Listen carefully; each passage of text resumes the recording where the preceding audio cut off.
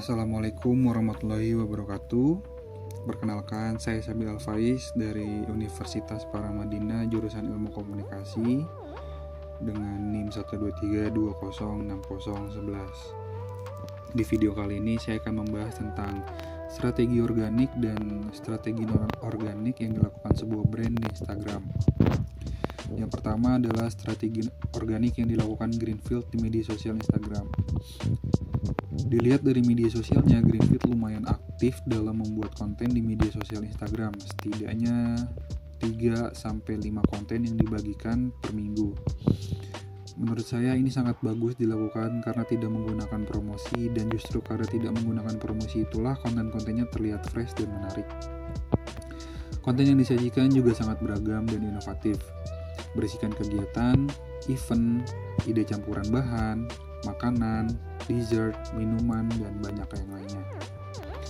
Reel singkat 15-30 detik yang menampilkan resep mudah dan kreatif menggunakan produk Greenfield, misalnya ada es pisang ungu, klasik tiramisu, es krim karambol, dan sampai Swedish meatball. Konten-konten ini mendorong meningkatkan interaction, share, dan save, serta meningkatkan waktu menonton atau watch time, serta menunjukkan kegunaan dari produk Greenfield itu sendiri.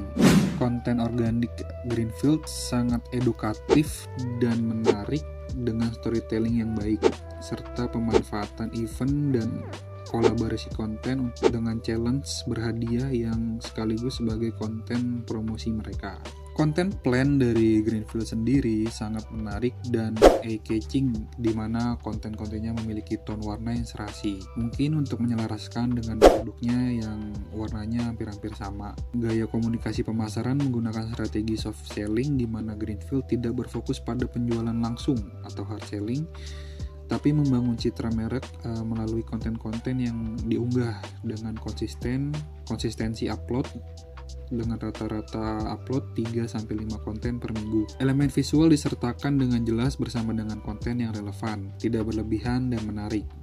Gaya penulisan mudah dipahami dan informasi yang disajikan jelas dan beragam. Kontennya juga update dengan perkembangan konten-konten yang viral dan kekinian. Dan konten interaktifnya menurut saya sangat bisa untuk mengembangkan engagement ditambah dengan beragam hadiah yang unik. Saya rasa Greenfield mempunyai konten plan yang sangat berfokus pada edukasi tentang produknya, namun dengan cara yang halus dan terkesan tidak memaksa serta hangat. Selain edukasi, Greenfield juga membagikan cara penggunaan produk mereka untuk membuat berbagai macam kreasi kuliner, dari mulai dessert, minuman, sampai makanan berat. Dan saran atau feedback yang bisa saya berikan untuk Greenfield mungkin adalah metode soft selling Greenfield udah sesuai nih, mungkin udah sangat bagus juga. Namun untuk brand sekelas Greenfield saya rasa bisa ditambahkan call to action, karena brand ini sendiri sudah mempunyai pasar yang cukup besar. Ada satu hal lagi yang menjadi perhatian saya pribadi, saya sering melihat susu fresh milk Greenfield ini selalu menjadi andalan di banyak coffee shop yang saya datangi untuk membuat kopi yang menggunakan susu sebagai tambahan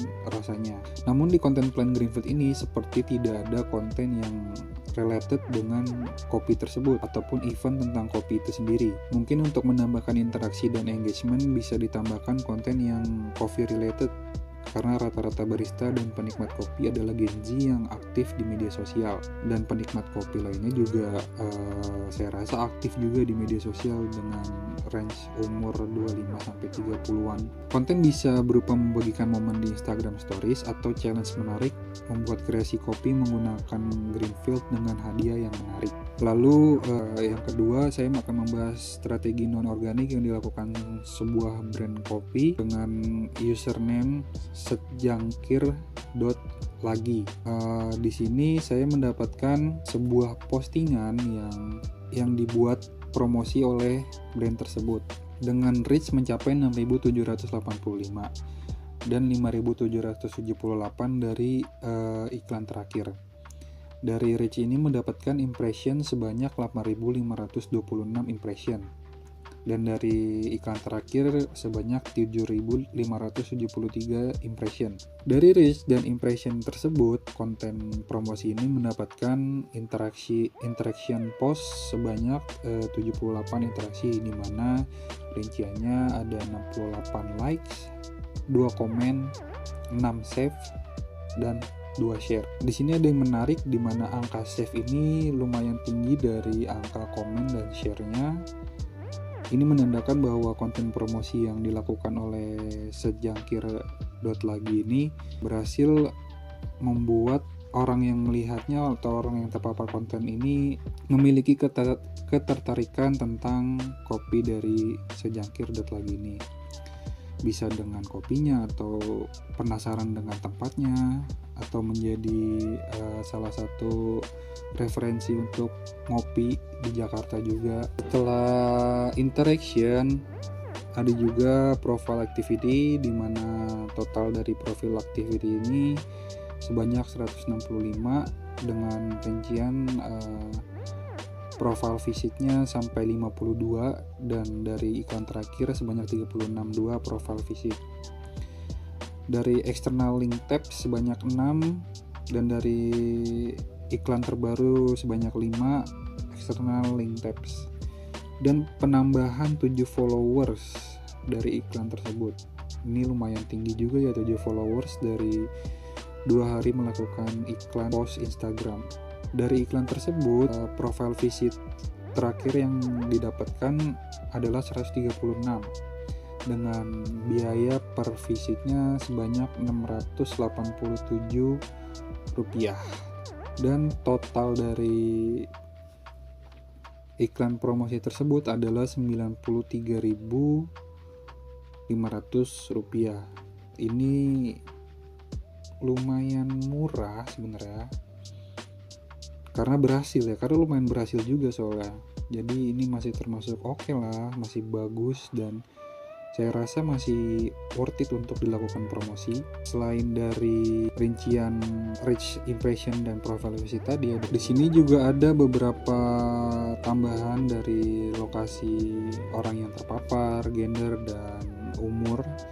Yang pertama ada dari lokasi yang di sini tertera 99,9% orang yang melihat konten promosi ini berasal dari Jakarta, di mana itu sangat relevan dan bagus karena coffee shop ini memang berfokus untuk orang-orang yang ada di Jakarta. Karena kalau misalkan orang yang ada di Bekasi, Bogor, dan di luar kawasan Jakarta melihat konten ini menjadi tidak relevan dan sedikit kemungkinan akan mengunjungi kedai kopi tersebut.